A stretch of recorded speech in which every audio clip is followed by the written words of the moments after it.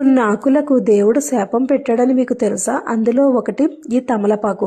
ఈ తమలపాకు అనేది నేను శుభకార్యాలకే కాదు, నన్ను తామూలంగా నోట్లో వేసుకుంటే వాళ్ళకి నోరు ఎర్రగాను మనసుకి హాయిగాను ఉండేటట్లు చేస్తాను.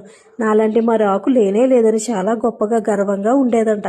అది విన్న దేవుడు దీని అహంకారాన్ని అరికట్టాలని, నిన్ను ఎవరైతే తింటారో వాళ్లే మళ్ళీ నోటితోనే ఉమ్ముతారు అని శాపనార్థం పెట్టాడంట. అరిటాకు.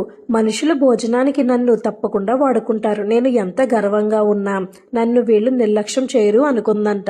అందుకే నేను అన్ని ఆకుల కంటే గొప్ప ఆకుని అని ఎంతో గర్వంగా ఉంటే ఇది విన్న దేవుడు ఒక ఆలోచన చేసి, అరిటాకును తిన్నప్పుడు ఎంత బాగా ఉపయోగించుకుంటామో అలానే తినేసిన తర్వాత ఎవరికి ఉపయోగపడకుండా చెత్త కుప్పలో పాడేసే విధంగా చేశారంట. కరివేపాకు. నేను లేనిదే కూరల్లో రుచి అనేదే ఉండదు.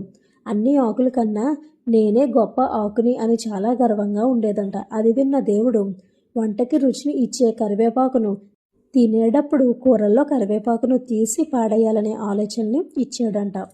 మావిడాకు. మావిడాకు. నేను ప్రతి శుభకార్యానికి తప్పకుండా నన్ను అందరూ వాడుకుంటారు.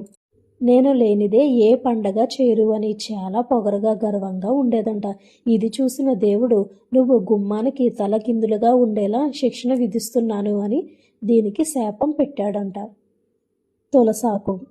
నన్ను చాలా గొప్పగా భక్తితో పూజిస్తారు. నా చివరి ఆకు ఆ స్వామివారి పాదాలకి వెళ్ళడం నా పుణ్య ఫలం అంటూ ఎంతో భక్తితో వినయంగా పలుకుతుందంట. ఇది విన్న దేవుడు ఎంతో సంతోషించి ఈ తులసిని తన మెడలోనూ తన పాదాలకు పూజకు వాడాలని, భక్తులు సేవించే తులసి నీరుగా ఉండేటట్లు దానికి ఒక వరాన్ని ప్రసాదించాడంట. చివరికి జరిగేది ఏమిటంటే నేనే గొప్ప, నా వల్లే అన్నీ జరుగుతున్నాయి, నేను లేకపోతే ఈ సృష్టే లేదు అని ఎప్పుడూ అహంకారంతో ఉండేవారు ఎప్పటికీ ముందుకు వెళ్ళరు. వినయంగా ఉన్నవారు ఆలస్యమైన ఉన్నత స్థానానికి తప్పకుండా పొందుతారన్నదే ఇందులో నీతి. అహంకారాన్ని వదులుదాం, అందరితో వినయంగా ఉందాం. ఈ వీడియో ఎలా అనిపించిందో తప్పకుండా కామెంట్ సెక్షన్లో కామెంట్ చేయండి. అదేవిధంగా లైక్ చేసి 10 మందికి షేర్ చేయండి. సబ్స్క్రైబ్ చేసుకోవడం మాత్రం మర్చిపోవద్దు. మరొక మంచి వీడియోతో మళ్ళీ కలుద్దాం. నమస్తే.